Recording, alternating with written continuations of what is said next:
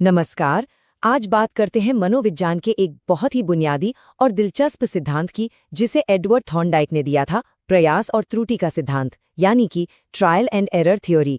तो चलिए इस पूरी बात को एक सवाल से शुरू करते हैं जो हम सबकी जिंदगी से जुड़ा हुआ है। क्या गलतियां करना सीखने की प्रक्रिया का एक जरूरी हिस्सा है? ये सवाल ही थॉर्नडाइक के सिद्धांत का सार है। अब सिद्धांत को समझने से पहले ये जानना जरूरी है कि इसे दिया किसने। तो मिलिए एडवर्ड ली थॉर्नडाइक से, जिन्हें शिक्षा की दुनिया में एक बहुत बड़ा नाम माना जाता है।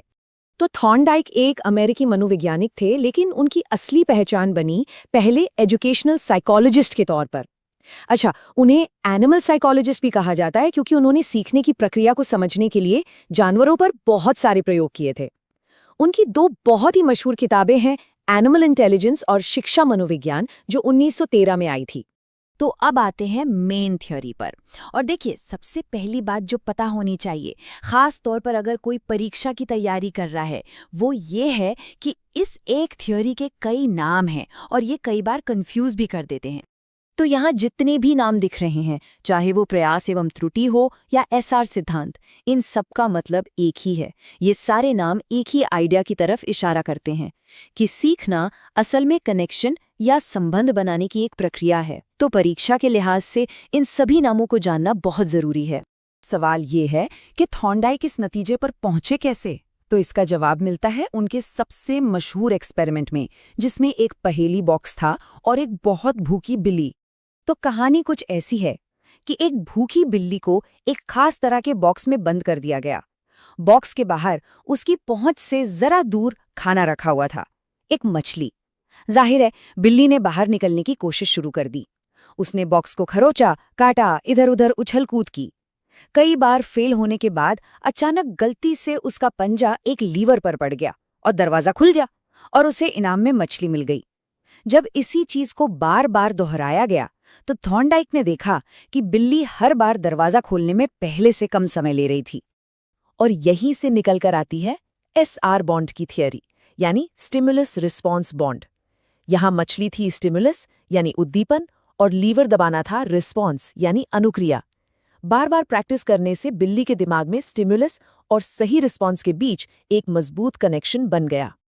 अपने इन्हीं एक्सपेरिमेंट्स के आधार पर थॉर्नडाइक ने सीखने के कुछ नियम बनाए, जो ये बताते हैं कि ये एसआर बॉन्ड कैसे बनते हैं, कब मजबूत होते हैं और कब कमजोर पड़ जाते हैं।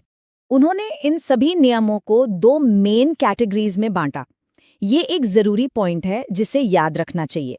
तो ये दो कैटेगरीज हैं, एक तो है मुख्य नियम, जिन्हें प्राइमरी लॉज भी कहते हैं, और दूसरे हैं गौण नियम यानी सेकेंडरी लॉज। मुख्य नियम 3 है और गौण नियम है 5। चलिए पहले मुख्य नियमों पर ही फोकस करते हैं, क्योंकि वो ही सबसे ज्यादा जरूरी हैं। पहला है तत्परता का नियम। मतलब सीधी सी बात है, कोई भी तब सबसे अच्छा सीखता है जब वो सीखने के लिए तैयार हो। दूसरा है अभ्यास का नियम। जैसे कहते हैं ना, करत करत अभ्यास के जड़मती होत सुजान। मतलब जितना ज्यादा अभ्यास करेंगे, एसआर बॉन्ड उतना ही मजबूत होगा। और तीसरा, जो शायद सबसे फेमस है, वो है प्रभाव का नियम।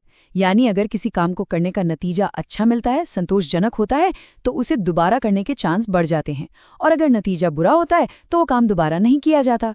और फिर आते हैं ये 5 गौण नियम: बहुप्रतिक्रिया, मनोवृत्ति, आंशिक क्रिया, आत्मीकरण और साहचर्य स्थानांतरण। देखिए, ज्यादातर परीक्षाओं के लिए बस इनके नाम जानना ही काफी होता है। तो अब सबसे बड़ा सवाल, ये थियोरी तो 100 साल से भी ज्यादा पुरानी है, तो आज के क्लासरूम में इसकी क्या अहमियत है? इसकी अहमियत बहुत ज़्यादा है। यही थ्योरी तो हमें बताती है कि प्रैक्टिस और रिवीजन क्यों ज़रूरी हैं। ये इस बात को नॉर्मल करती है कि सीखते वक्त गलतियां तो होंगी ही। सोचिए, जब कोई बच्चा बार बार कोशिश करके कोई शब्द सही से बोलना सीखता है, तो वहाँ थॉर्नडाइक की थ्योरी ही तो काम कर रही होती है। ये थ्योरी धीमी गति से सीखने वालों या विशेष ज़रूरत वाले छात्रों के लिए तो और भी ज़्यादा असरदार है। तो कुल मिलाकर बात यह है कि सीखना कोई सीधी सपाट सड़क नहीं है।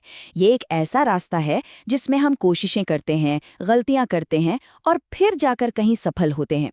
तो अगली बार जब कोई गलती हो, तो ये याद रखिएगा, ये कोई नाकामी नहीं है, बल्कि सीखने की प्रक्रिया का एक बहुत जरूरी